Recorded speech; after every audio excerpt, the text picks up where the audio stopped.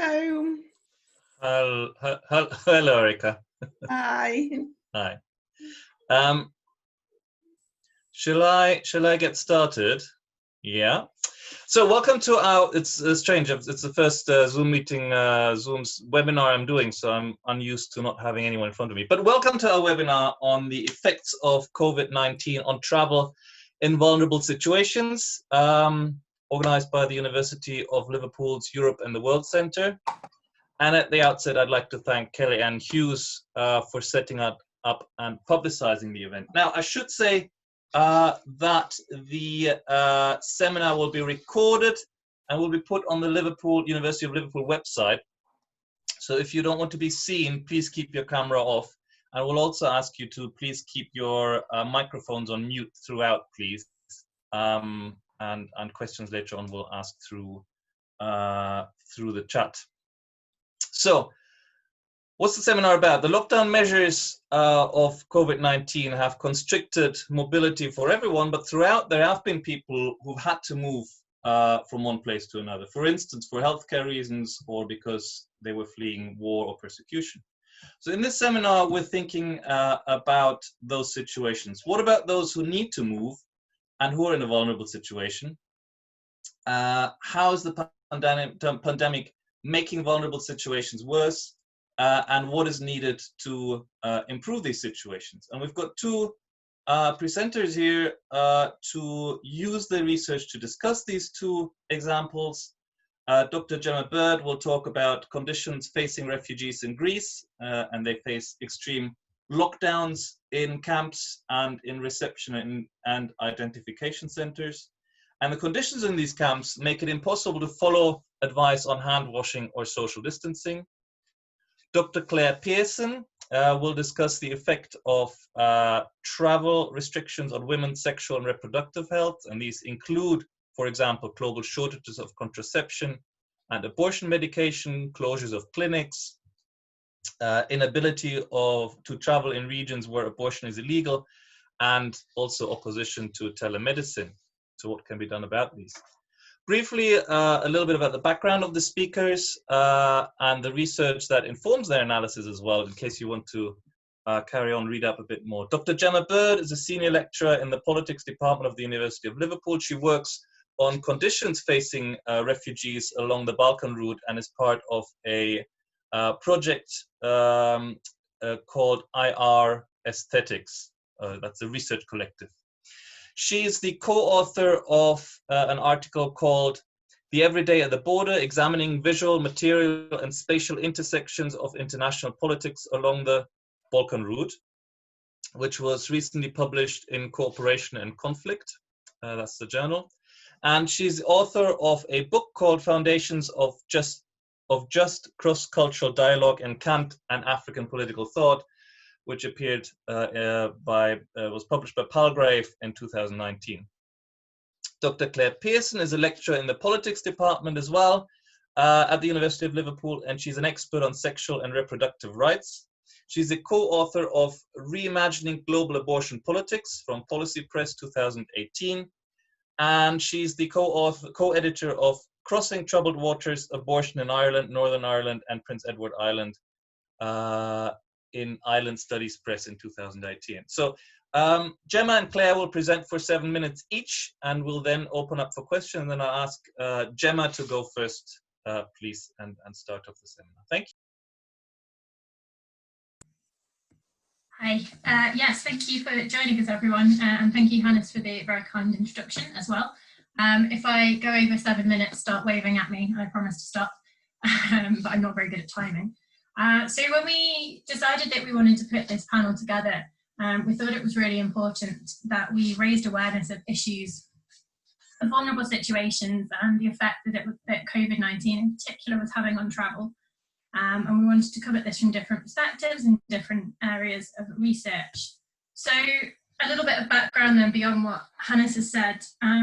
I have been working for the last 3 years on questions of the Balkan routes and the conditions facing refugees, in particular with a particular focus on Greece currently.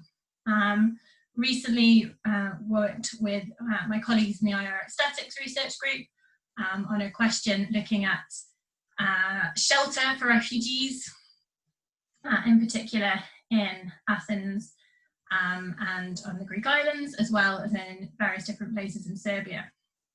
What we were trying to look at is this question of whether the policy narrative that comes out of the European Union that suggests that the correct way for people to be housed when they cross borders is in official accommodation, such as reception and identification centres and camps, and that this is the best and most suitable form of accommodation, isn't necessarily the case, and that actually when you look at collective responses, in particular squat responses in Athens, which is quite a famous region for squatting, the conditions are often better. This is not to say that conditions in spaces like this don't have their own problems, but it is to say that there is not a definite divide between a better form of housing run by the state or international actors and a worse form of housing produced by solidarity groups. In fact, it's often the opposite way around. And a lot of these questions link to the fact that the numbers of people who are trapped or stuck on the islands, in particular in Greece, so the Aegean islands of Lesbos, Chios, Samos, Kos and Loros, the numbers have become so high since the implementation of the EU-Turkey deal, which prevented people from moving through the islands and onto the mainland and elsewhere in Europe. And people now find themselves stuck in these islands for up to 18 months, 2 years, waiting to have a conversation about their asylum claim.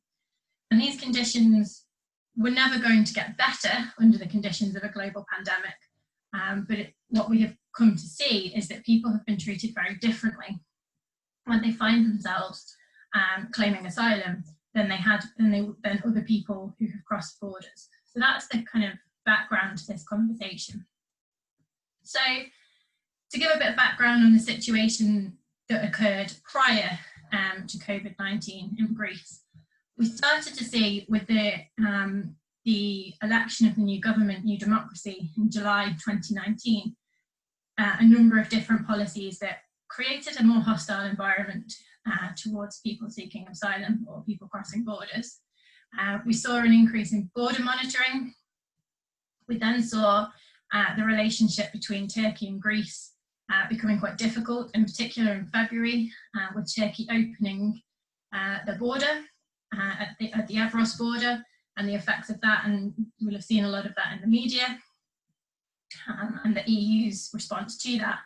There then seemed to be ongoing increase in this idea of solidarity with Greece. You started to see this rhetoric amongst EU states and as well as amongst the members of the EU Commission, tweeting this idea of solidarity with Greece, and then President of the EU Commission, Ursula von der Leyen said, "I thank Greece for being a European ASIDA," which is shield, which suggests a number of quite problematic and worrying forms of rhetoric that suggest that there is a shield needed against people seeking asylum, which in and of itself is an unpleasant kind of rhetoric, and creates this idea of who is your solidarity with?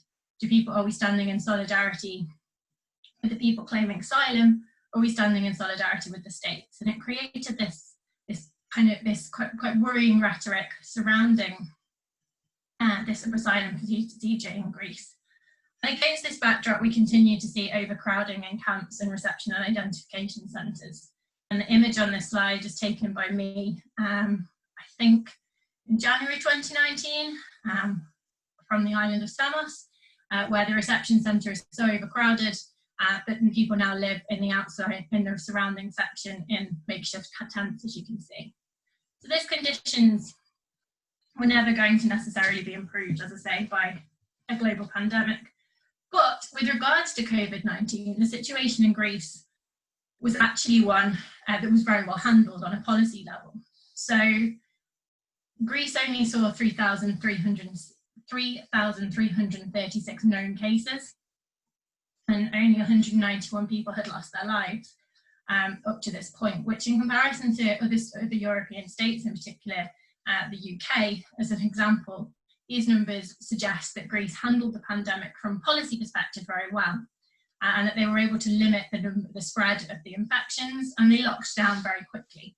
and they prevented people from moving around very quickly. And you can see that as a policy success. But there are a number of knock-on effects on the asylum procedure. So, for example, the closure of borders, the suspension of the right to claim asylum, and there was a lot of pushback on that, the fact that this had been suspended, but the closure of offices that were necessary to be able to process these claims. There were examples of people being quarantined in their place of landing. So this meant people, okay, I'll hurry up. So this meant people quarantining on beaches under upturned boats on the island of Lesbos, and we saw lots of this in the media because there was nowhere for them to go to be quarantined. So 2 weeks in the cold and wet on a beach.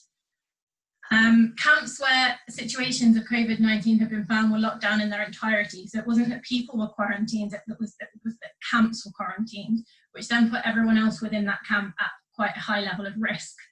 And then finally, the restriction of freedom movement on the 5 Aegean islands. So often, prior to COVID, you were able to come and go from the reception centres. They were not closed detention centres. But with the cases of COVID, with the situation of COVID, although there weren't any found in any of those island camps, people had to get permission to leave, and that meant queuing up. And if you take into account that at some of the worst situations, with the height of this, there were nearly 40,000 people on those 5 islands. The queues to be able to exit from these spaces had become quite ridiculous. In Moriam, for example, there were 20,000 people housed in a space for less than 2,000. So the ability to access food, the ability to access showers and water was severely disrupted. And then finally, just to say then that these inequalities are further perpetuated by decisions that are now being made to reopen the country of Greece. So as of the 25th of May, restaurants, cafes and cafes were able to reopen. On the 1st of June, schools were able to reopen. But restriction of movement for people who were staying in camps and in reception and identification centres continue to be pushed back. So restrictions were supposed to lift on the 10th of May, then again on the 21st of May, then again on the 7th of June, and this continues to be pushed back and pushed back and pushed back, and the restrictions are still in place. So Greece opens its borders for tourism from certain states, not the UK, it has to be said, but it still restricts the movement of people into these camps where they're overcrowded, the conditions are dangerous, and the situation continues to put people's lives at risk. Okay, I'll stop there. Thank you. Thanks. Claire, do you want to? Yes, sure.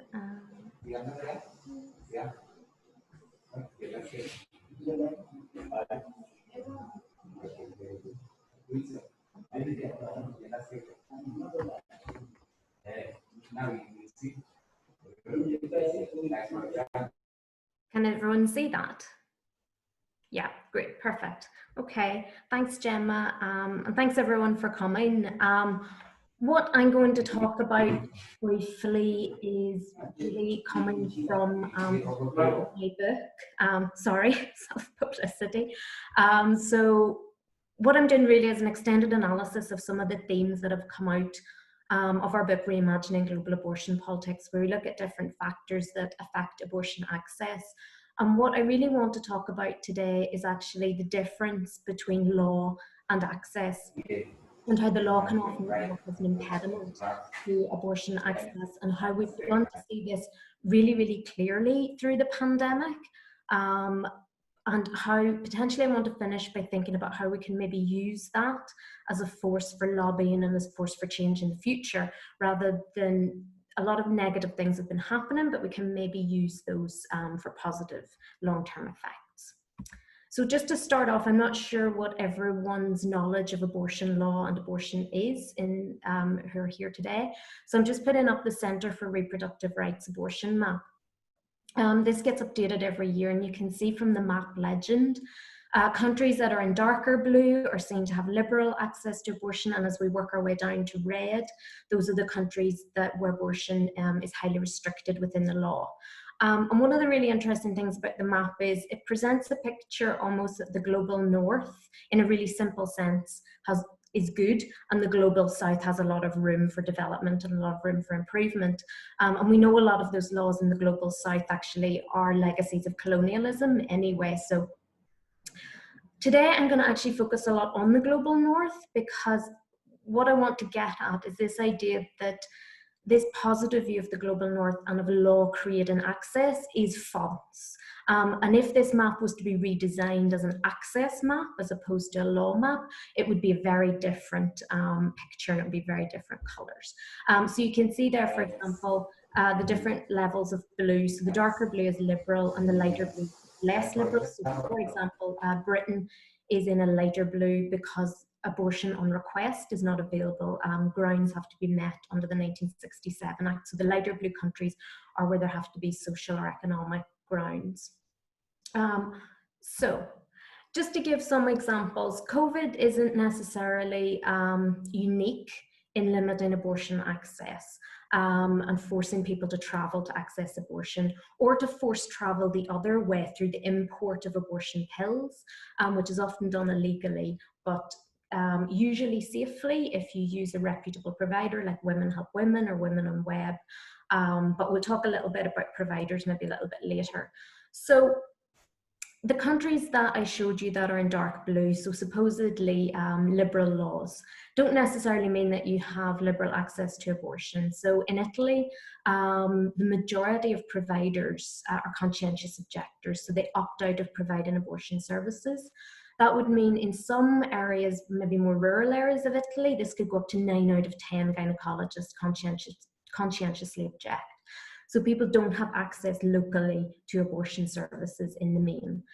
If we look to the US, we see these targeted regulations of abortion providers, trap laws. And we had this yesterday in the Louisiana case that went to the Supreme Court. So trap laws are essentially laws made at the state level that attempt to restrict abortion providers. So the case that went to the Supreme Court yesterday was about abortion clinics having to have admittance privileges to a hospital within a 30-mile radius. The likelihood of needing to access a hospital for an abortion procedure is very rare, and so this is over-governance in order to close clinics. And some of these regulations go into things like the corridor of your clinic has to be a certain width, the room has to be a certain size. So this forces closure of clinics as they can't necessarily undertake these changes. In the Republic of Ireland, again, another country that's in dark blue, the 12-week gestational period and also the mandatory 3-day waiting period mean that there are women who are still continuing to travel to England to access abortion services. In Canada, which is one of the most liberal regimes in the world, abortion is decriminalized. We also see in certain regions lack of access to clinics mean women have to travel vast distances in order to access abortion. And then in Northern Ireland, what we're seeing currently is, despite decriminalisation of the law, there have been attempts to add caveats to the law in cases of fatal anomaly. And also what we've seen is the Department of Health have indicated that they may not necessarily provide services or commission services until this has been discussed with Stormont and the executive. So what we're seeing is the law is changing, but there can be things put in place to try and stop the law being implemented and to stop access. So in effect, in normal situations, the law doesn't work as a route to access abortion. So if we then move on to think about this in the situation of COVID, the pandemic is really starkly highlighting these limitations within the law, and it's actually created some opportunities to make the law better, but we've also seen areas where the law has been made worse and access has been made worse. So if we look at this idea of non-essential services, so we know pregnancy is time-bound. As such, abortion is an essential service. So in certain countries, Italy, Croatia, Slovakia, Romania, and in about 8 states in the US, abortion has been deemed a non-essential service, which has meant that for at least a month, no abortions are being performed in the majority of clinics and hospitals.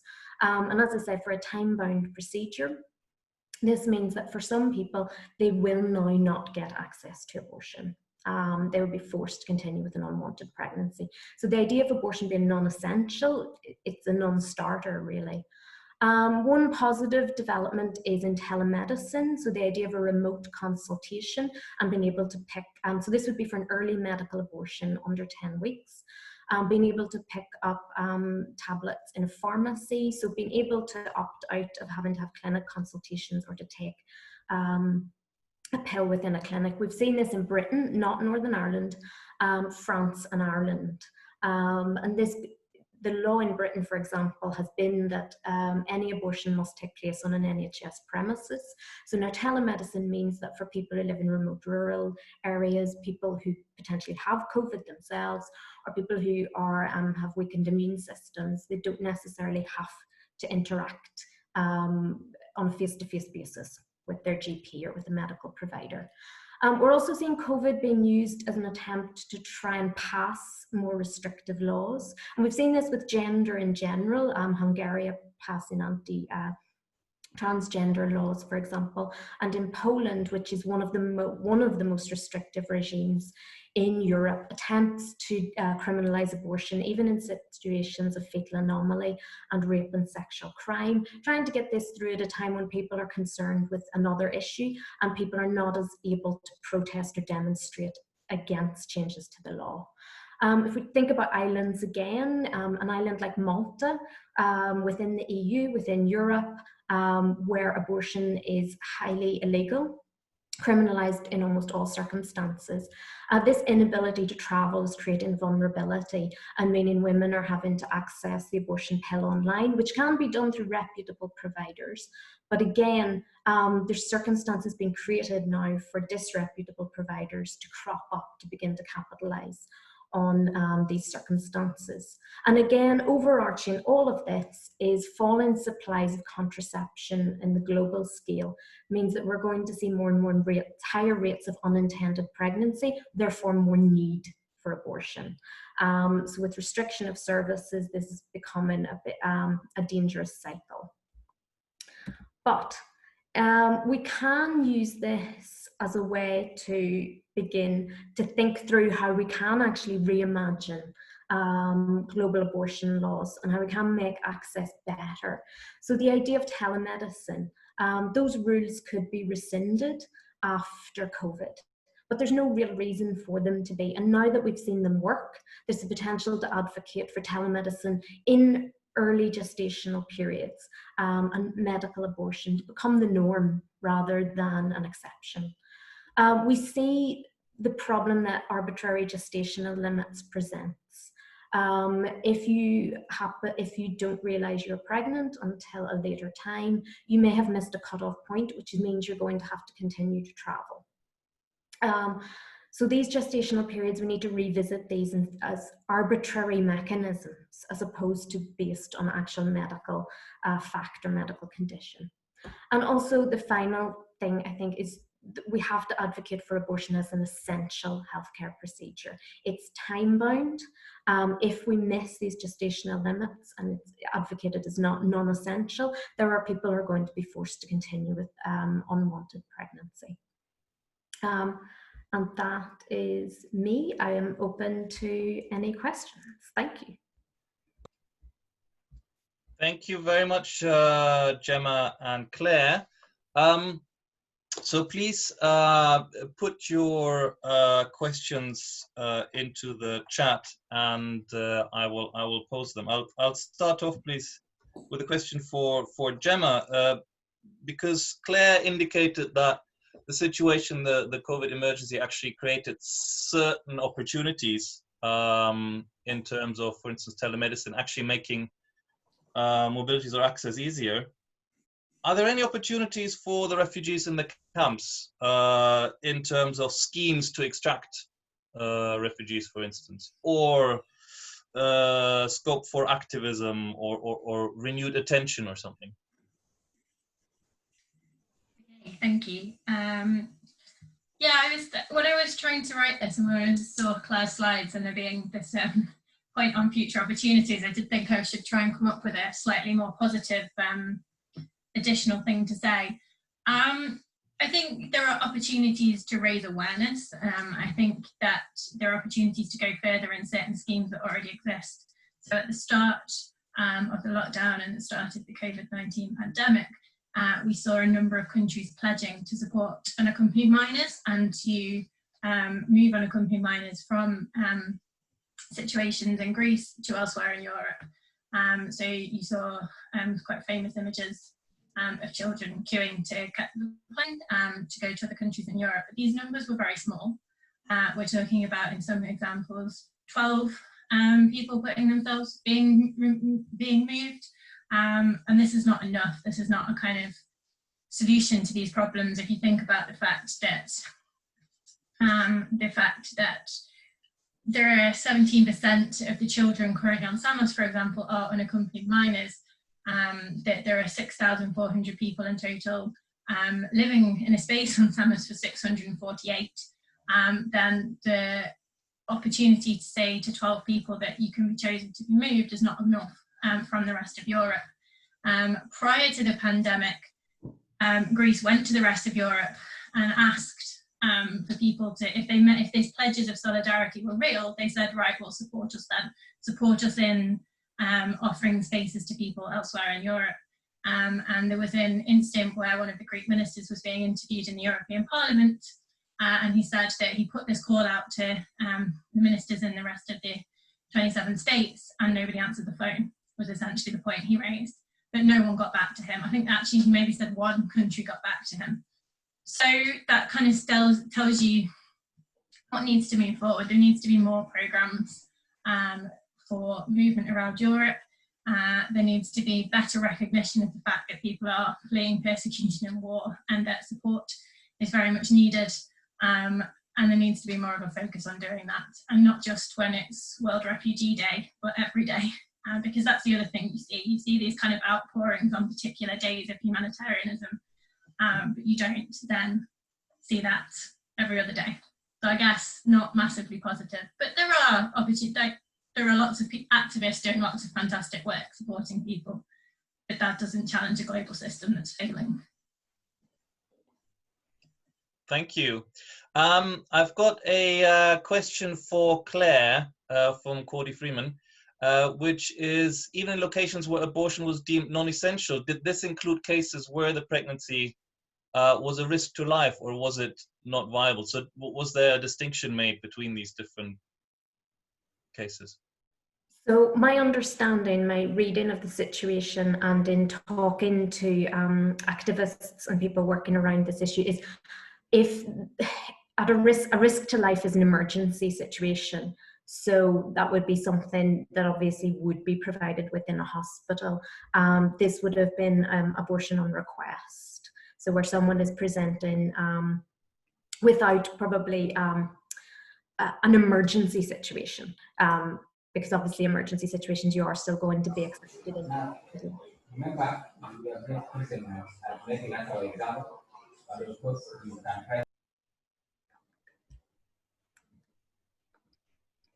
We have about half an hour, so if anyone has any questions, please do put them in the chat. And I mean, I can ask, sort of going on from what's been we have this COVID-19 crisis, and it's sort of different crises on top of each other, because we're likely to have a financial crisis or an economic crisis coming on top of that, and we have a climate crisis, of course. What is the effect of these sort of multiple crises coming together on the sort of vulnerabilities that you're talking about? Is there actually, and I always want to think about that actually offering opportunities, for instance, possibly sort of taking the sort of heat out of discussions, for instance, about refugees, and that not being the sort of rallying ground for the right, for instance. So, and vice versa, maybe about abortion. So what's the effect of the multiple crises, please? Do you want to go first? No, we're cool. Thanks. Effect of multiple crises. Yeah, I think the problem that we face is that multiple crises prevent solidarity from rising to the fore. But also it can improve solidarity. So I'm thinking I met, in 2017, I met someone when I was doing some work in Athens who was volunteering, who was an activist in a squat in Athens. And this person said to me that they had lost their own job as a result of the 2008 financial crisis, that they had struggled as a result of that, but that what that had taught them, or what that had made them think about, is how much that supporting other people was important to them, how much that people coming together and working together was really important, and that it shouldn't be this kind of pulling apart of society where people see their own priorities and fail to recognise the need to support others. So I suppose in that sense, multiple crises can raise awareness and can improve solidarity. So I suppose that's the more positive response, and that is an opportunity for us to learn how to better support one another, and to do that inside of what is overall the crisis of capitalism. Yeah, so thinking about that idea of multiple crises, I'm actually going to maybe answer that by linking back with Gemma's research area. So I think we can use this crisis as a means to highlight opportunities in terms of, so I've done a little bit of research around abortion and humanitarian crisis, so people escaping conflict, and people who are in refugee camps and their access to abortion. And one of the issues is that it's this non-essential nature as well. So under humanitarian law, the law provides for essential health care for those who are escaping conflict. But because abortion isn't considered essential, in some situations people struggle to access it. And for example, the Red Cross won't definitively call abortion essential, but I think we could, if we talk around these issues of the time-bound nature, we can begin to use what we're seeing in COVID to actually begin to advocate. If we get to the point where we can say abortion is essential, that then works for any crisis. We can talk about this when people who are escaping conflict, people, refugees, need to access abortion. If it's essential, they have a right to that service, no matter where they are, no matter what the law is in the country that they end up in. If it's international law usurps. So if we say that abortion is essential, it means that anyone can have access to abortion as a person escaping conflict. So we can look at this as a crisis that begins to raise issues for other crises as well, if that answers your question. Yeah. Two questions for Gemma. First one from Michiel Pierson. How the Greek government and local camp authorities are dealing with testing and tracking cases. Is there a mechanism for that in place at all? And then secondly, more specifically, is there something to say on the politics of numbers, in which statistics or numbers are being used to come up with or sustain certain policies? That's what Michiel asks. And also maybe you can ask how the Greek government, for instance, uses numbers to bring about certain action from other, from the EU or etc. So what the politics of numbers might be. That's one question. Okay, perfect. Thank you for the question. With regards to tracking and tracing in the camps, so there were, I think, 2, potentially a third mainland camp that saw cases of COVID-19, both amongst the refugee population and the staff in the camp as well. And the approach was to lock down that camp, so that the issue became that the entire camp was at risk, rather than quarantining those individuals. So there was an attempt to move those individuals into different parts of the camp, as I understand it, but then they would still be sharing water taps and facilities. So that limiting of the likelihood of spread wasn't necessarily going to be that successful. So that was the kind of approach to that. And then the other approach with the Aegean Islands, there weren't actually any cases in the reception centres on the Aegean Islands, although there was a couple of cases on Lesbos, but not in the refugee population. And the approach was to lock down the RICs and to make them and to keep them locked down, and their freedom of movement from them remains restricted. Whilst at the same time, because they were becoming so overcrowded, one approach was to say that if you already had refugee status and you were housed within one of the reception and identification centres, you would have to move. So people were moved, went from, in particular, there was lots of kind of press coverage of this taking place on Lesbos, because Lesbos often gets most of the press focus, but there were also examples of this on Kos as well, of people going to the ferry, getting the ferry to Athens, and then having nowhere to then go. So there has been an increase of homelessness in Victoria Square in Athens, because of the fact that once people arrive in Athens, there is no support in place either. And then sometimes this then leads to people being offered places in far-flung camps in different parts of the country, and sometimes it actually leads to ongoing homelessness. So there has been lots of kind of problems with this.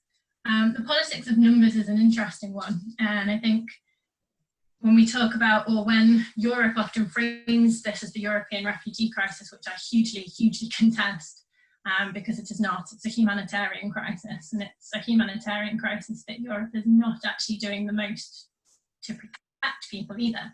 Other countries, Lebanon, for example, as I'm sure Hannes would be able to talk to us about, Turkey actually house far more people than Europe do. So there is very much a politics of numbers involved in this, and questions of the political aims of particular governments as well, and the move towards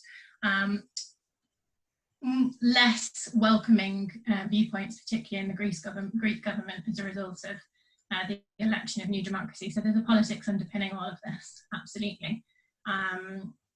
Yes, numbers, statistics, often used to do things that are politically questionable. Thank you. Thank you.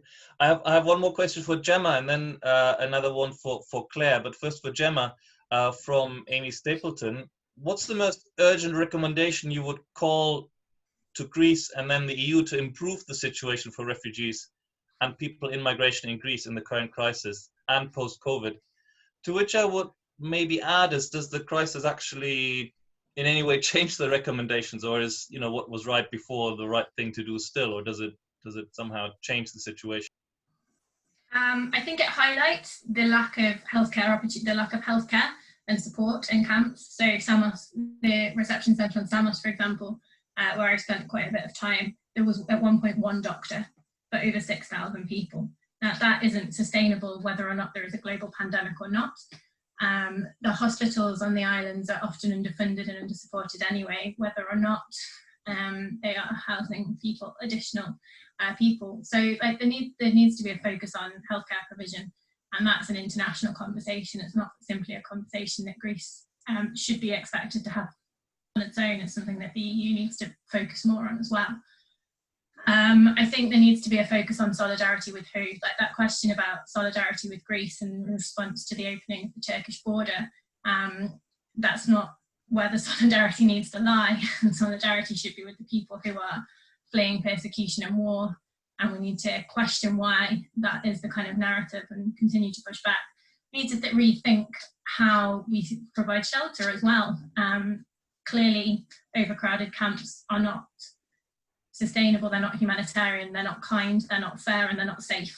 So there needs to be a focus on that as well, because actually so many people who want to integrate into different societies can offer so much, and they're being forced to stay on an island where they're trapped in these conditions for lengthy periods of time because of a policy that hasn't necessarily worked. And that needs to be rethought as well. So the new reincarnation of the EU-Turkey deal and the rethinking of the Dublin amendments need to be have these ideas front and centre. A more solidaristic approach is important, and not solidarity in the way it's been co-opted. That would be my response. Where is actually Britain in this after, post-Brexit? Well, there's an interesting vote in the House of Commons tonight on the discussions of family reunification.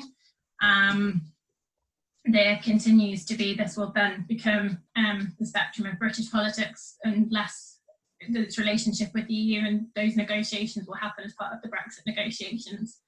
The rhetoric from the Home Office suggests that the policy is likely to be less welcoming. I would hope that that won't be the case, but looking at kind of the policy directions, I would suggest that might be the case. Thank you. I've got a question for Claire here from Olivia Engel, saying, following up on your point about highlighting the essential nature of abortion during the crisis, how do you envision the future of self-managed abortion within the UK and Ireland or elsewhere after the pandemic? Yeah, that's a really good question. So I think the politically contentious nature of abortion gives the impression that abortion is unsafe. And this is something, this mythology around abortion, when actually abortion is safer than a pregnancy, essentially, or continuing a pregnancy. So what I would say about self-managed abortion is that we need to begin to actually think about in the early stages, early gestational stages, that the risk to a person. So I'm thinking of a concrete example here. I have a friend who had an abortion and a miscarriage in the same year and had two completely different experiences. So the medication she was given was the exact same medication, but for the abortion, she had to travel to England and take a pill in a clinic. For the miscarriage, this was in Northern Ireland. For the miscarriage, she was given the pill to take home and take in her own time. So the exact same medication, but two different conditions, as we would call them, meant that she was treated completely differently. And it was the result of the law, but it's also the result of this idea of abortion being unsafe. So you take the same medication, but you take it in two different locations. The likelihood of at an early gestation, you having a complication is very slim. So self-managed abortion really is the future, and has been the past. It's not something, we've always had collectives of people who've helped people self-manage their abortion when it's been illegal. We have organizations like Women on Web, Women Help Women, who have helped women self-manage their abortion. However, that has often had to been done illegally. So they've sent people pills and then they've been prosecuted in Northern Ireland, for example.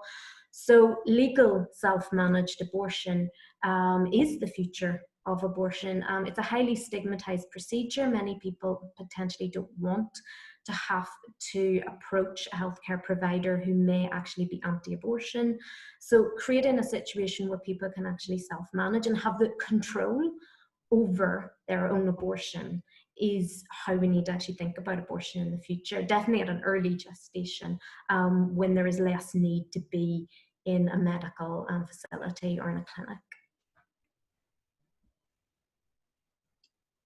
Thank you very much. I just say we have another 15 minutes so if anyone has any more questions, please do go ahead and ask them. And just for Claire, because I know you've done research on Northern Ireland in particular and traveled to Britain for abortion. And if you want to just kind of tell us, even in normal times, what the main obstacles are and what the sort of challenges are for women, and how I think you were looking at employers and trade unions, how they can be helped in that context. Yeah, so people have had to travel still throughout the pandemic.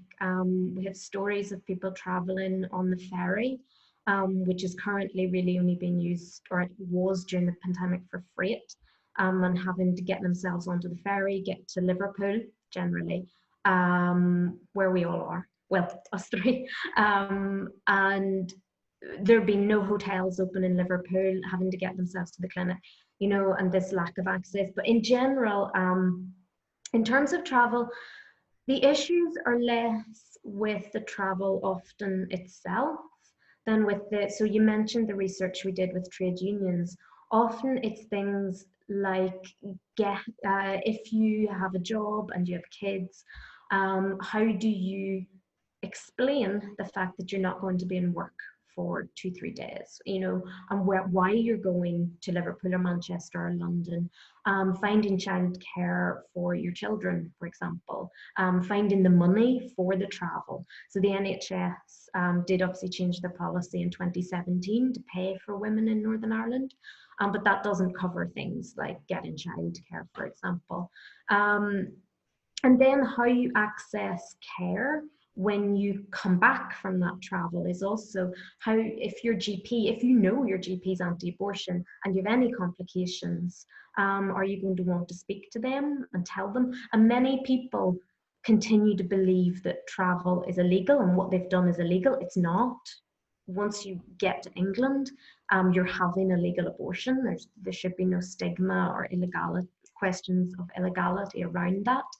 But people do still believe what they're doing is illegal. So disclosing that to other people in your life, it's everything that almost surrounds travel and surrounding your life, which actually creates a lot of the stigma and a lot of the problems in accessing pre-care, after-care. And so sometimes those are the worst aspects for people. Thank you. I think we have answered all questions. I've not just restate them, but I think we've answered all questions except for one, and I kind of left this for the end. And it was to Gemma, but I'll ask it to both of you. What is it was from Sadia Lira, and it was sort of the key points that you want us to take away from this. If we remember nothing else, but what should we take? And she suggested 3 points, but you can choose any points between any number between 1 and 5. So from this crisis and the topic that you're talking about, what is kind of the key takeaways that you want us to remember, and maybe also the key actions? I mean, you've talked about a lot of the key actions that you want to be taken, but kind of what's the key takeaways? Let Gemma go first, and then Claire. Oh, me. Oh, okay. Okay, key actions. I think it is always important that, regardless of whether we're talking about the conditions under a pandemic or more broadly, that we challenge inhumane, can't get my words out, conditions facing people, lack of proper shelter, lack of access to decent food, lack of access to water, lack of access to washing facilities for clothes, for example, that can lead to scabies and all sorts of different things. So these conditions were already the case in Moria on Lesbos, and Bathia on Samos, Chios, Leros and Kos, and they need to be challenged, they need to be changed. Lesbos is hideously overcrowded, so is Samos, to the point where people do not live inside the reception centres. They live in areas referred to as either the jungle or the olive grove, depending on which island you're talking about, in makeshift shelters. If the solution to that cannot be that people are removed from having any support, transferred to the mainland and made homeless, it can't be that you get refugee status and then you're left on your own. There needs to be a proper system of integration, a proper system of support, access to schooling. There's been limited access to schools. It was under Greek law required for children to have access to schools, but there was a lot of pushback from that. And in reality, that has not happened in a number of different spaces. So that's another thing. Access to education, opportunities that come after asylum claims. Access to higher education, we're sat discussing this in the confines of a university, and access to higher education is a real problem. So 3% of the refugee population globally has access to higher education. That's appalling. Universities have a duty to do better. Universities have a duty to offer scholarships and to make access to higher education something that is not limited and not reduced. So I think there are lots of different points that come from this, but something that I think universities should be focusing on is very much that, making themselves spaces that are open and welcoming, and offering the necessary bursaries and support to do that, including visa travel and support on arrival as well. Reforming Dublin would probably be my other thing, and a plea to the UK government to remain open and welcoming, and to remember that human rights are important. The human right to claim asylum is important. And yes, that is premised on the fact that a person has entered your country, but when you are a small island, that is slightly different. And opening up legal, safe pathways is vital, and particularly family reunification. So that would be my probably more than 5 points. I have 3, so I'm the Oh, well done. I'm the good student. So the 3 I have is that, firstly, this is never finished. So I showed you that map, and we talked about, you know, the blue countries and the red countries. And people say this when we talk about Northern Ireland and Republic of Ireland. Oh, but abortion's legal now. Why are you still talking about this? Why is this still a problem? I said, because it's never finished. It's never not still an issue. There will always be a group of people who struggle to get access under the law. So I would say I hosted a conference a few years ago in Belfast that was called The Unfinished Revolution. And I said, that's my takeaway. This is always unfinished. We're never going to have a perfect situation. So there's always a struggle. It's always unfinished. That's my first point. My second is that abortion is one of the most heavily regulated medical procedures we have. It's not regulated heavily because it's unsafe. It's regulated heavily because it's an issue of control around, in particular, pregnant people's bodies. And that's something we need to think about. And that leads to my third point, which is abortion is completely surrounded by mythology. This idea of it being unsafe, the effects, etc. And that at every point we need to challenge this mythology around abortion, because that is actually at the core of what creates the situations where people think they have the right to overgovern a medical procedure. Those are my 3. Thank you so much. Certainly a lot to think about, and I think I want to thank Gemma and Clare for addressing these 2 issues of mobility and vulnerability, which I think have gotten lost somewhat in COVID, in the wider crisis, and I think it was a good way of addressing these. So I want to thank you for making your points, and I want to thank also the Europe and the World Centre and Professor Erika Harris, who is joining us for hosting the event, publicizing it. Kelly-Ann Hughes again for the work in running the technical parts of it. And also want to say to all participants, if you're not already on the email list on the Europe and the World Centre, and if you are interested in these types of events, then please do join it. It's from next year on, again, I guess there will be a lot of events again on all sorts of topics with staff from the University of Liverpool, and also a lot of guest speakers covering anything in Europe and the world. Can I actually take the opportunity? Erika, is there anything coming up in the near future in terms of events? I assume not, but I just want to give you the opportunity to plug it.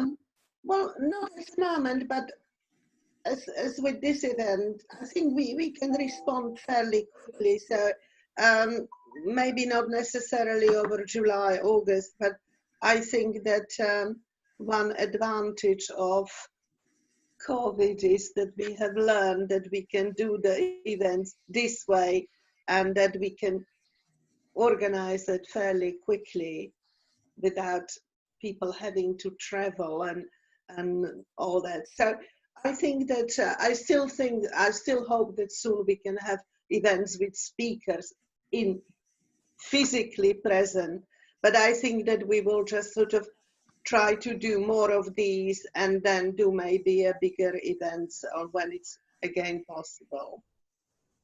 So Thank you very much, Erica, as well, and thank you to all participants for joining us to hear these great insights. And yeah, Thank you, Hannes. thank you. Yeah, Cheers. thank you for chairing, Hannes. Been a pleasure. Gemma and Claire, thank you. Hannes, thank you.